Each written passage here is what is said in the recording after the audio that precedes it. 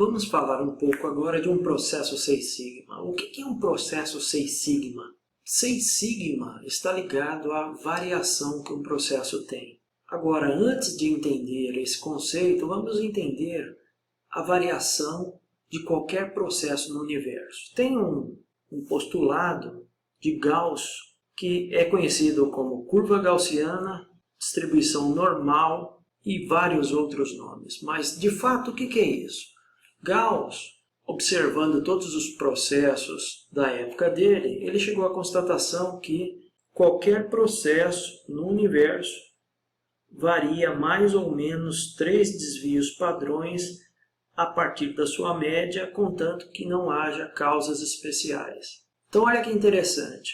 Eu tenho a média de um processo, pode ser qualquer processo que você conheça, inclusive a temperatura do seu corpo. E olha só o que ele falou. Ele falou que esse processo, podemos usar a temperatura do corpo, ele fica flutuando entre mais ou menos 3 desvios padrões a partir da média dele. Então ele tem esse comportamento que você está vendo, ele fica flutuando entre mais ou menos 3 desvios padrões e vai constantemente.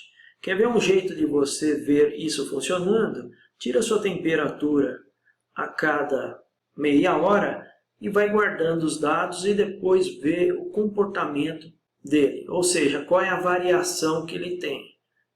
Uma vez eu perguntei para um aluno, falei assim, qual é a temperatura do corpo de um ser humano? E aí até brinquei, né? Falei assim, é 36 graus, fica sempre em 36. O aluno falou, é. Falei, não é não. Ele fica em torno de 36, mas ele fica flutuando. Tem pessoas não, que é até menos que isso. Se eu usar esses medidores que tem agora na entrada de shopping, na entrada de supermercado, um dia desses eu fui lá, marcou 31 graus. Eu falei, eu estou morto e não descobri ainda, né? Não sabia ainda. Mas brincadeiras à parte, é um comportamento normal. Marcelo, isso aí vale para outros processos? Vale. Aqui eu estou falando de temperatura do corpo, mas eu posso usar em outros processos também. Por exemplo, se a gente pegar a temperatura do forno, que tem um bolo assando na casa da minha mãe. Tem um bolo agora de milho, que eu sou mineiro, tem um bolo assando. Se a gente pegar agora, nesse momento, que já faz meia hora que o bolo está lá, e a gente for tirar a temperatura a cada 15 minutos, vai dar alguma coisa mais ou menos assim. Vai ficar flutuando essa temperatura, porque todo o processo varia mais ou menos 3 desvios padrões a partir da sua média. Então isso vale para o bolo que eu acabei de falar, que minha mãe está fazendo, bolo de milho, é verdade. Vale para a espessura do material de onde você trabalha, para a velocidade, para qualquer variável que você tenha conhecimento. Isso é importante por quê? Porque isso vai determinar a sua capacidade de atender o que o seu cliente quer. Marcelo, você está falando que essa parte aqui, que eu estou pintando de amarelo, é a variação normal do processo? É. Naturalmente, o seu processo vai ter essa variação. Então, se a gente tirar a temperatura do corpo, ou a temperatura do bolo que minha mãe está fazendo, ou qualquer variável que você tenha no seu processo isento de causa especial, vai ter essa flutuação de mais ou menos 3 desvios padrões. O que a gente está falando para você é que eu tenho, nessas condições, a variação natural do processo.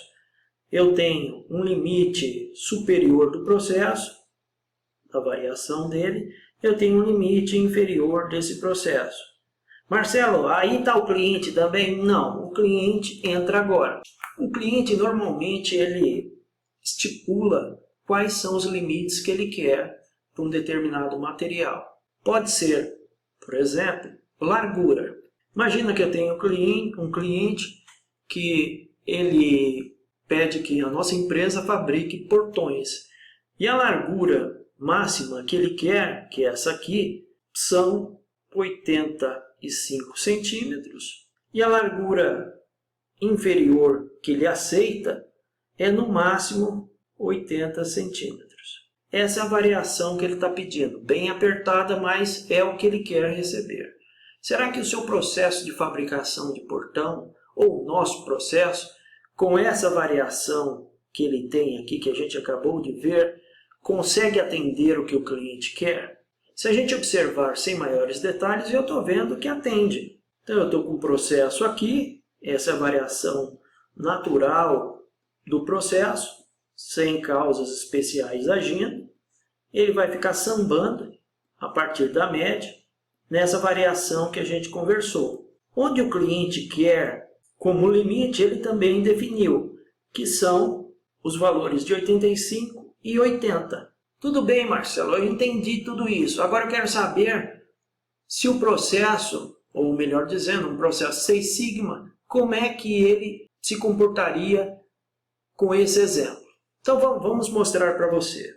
Um processo Six Sigma, da média do processo até o limite superior, eu preciso ter mais 6 desvios padrões, e da média até o limite inferior, menos 6 desvios padrões. O que significa isso? Significa que eu tenho muito espaço antes de chegar próximo ao que o cliente especificou.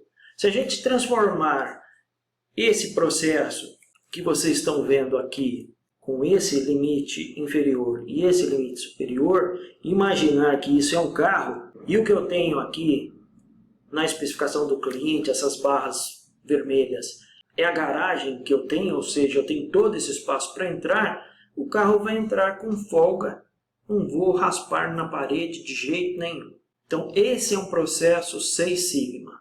Guardem bem, a partir da média eu tenho 6 desvios padrões até chegar no limite superior de especificação do cliente e 6 desvios até chegar no limite inferior que o cliente pediu. É um senhor de um processo. Se a gente for olhar duas variáveis importantes, que é CP e CPK, num processo Six Sigma, esses dois têm o valor de 2. Quer dizer, o processo é muito mais do que capaz de atender o que o cliente espera.